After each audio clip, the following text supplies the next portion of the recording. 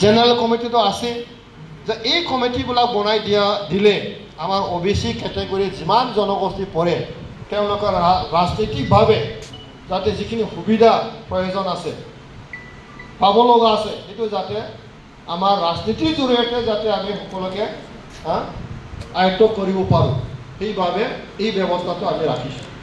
তো আজিৰ তাৰিখত UPPLৰ মাজত আজি আমাৰ ৰাজবংশী সম্প্ৰদায়ৰ নেতা আছে, মুছলমান নেতা আছে, বেংগলী নেতা আছে, আমাৰ ৰাভা নেতা আছে, আমাৰ মানে নাগসকলৰ পৰা নেতা আছে, সকলো জাতি জনগোষ্ঠীৰ নেতাসকলে UPPL দলত কাম কৰি আছে আৰু আমি সকলোৱে সমন্বয়েৰে কাম কৰাৰ কাৰণে আমি সংকল্পবদ্ধ, আমি এইটো কাম কৰি আহিছোঁ। সেইটো হ'ল আমাৰ মূল চিন্তা।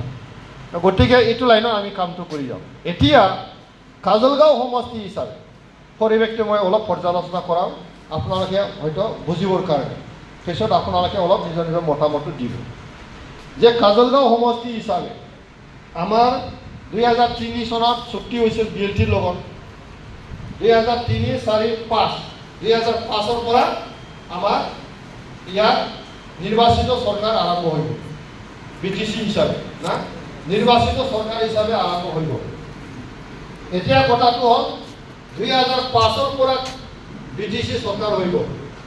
আমাৰ কাজলগাঁও পৰিষদীয় 15 নম্বৰ হিচাপে আমি ইয়াত আছোঁ সকলোৱে। আজিৰ তাৰিখত কাজলগাঁও সমষ্টিৰ 61,000 ভোটাৰ আছে, 61,000। ইয়াত ই জনগোষ্ঠীবিলাক ইয়াতে আছে চব। 61,000ৰ ভিতৰত 85% যদি ফল হয় মোটামুটি 51,000 বা 52,000 ফল হয়, মানে ভোট দিয়ে মানুহে। এতিয়া 52,000 ভোটৰ ভিতৰত যিসকলে যি দলে বেছি ভোট লাভ কৰিব সেইটো জিকিব। এই হিচাপত যদি আমি চিন্তা কৰোঁ কাজলগাঁও সমষ্টিৰ 2005 চনত যেতিয়া নিৰ্বাচন হৈ গ'ল তেতিয়া আমাৰ সেই সময়ৰ ৰাজনীতি দল যিসকল আছে BPF আছে চব আৰম্ভণিতে BPF চৰকাৰ কৰিছে, সকলোৱে BPFকে সমৰ্থন দিছোঁ।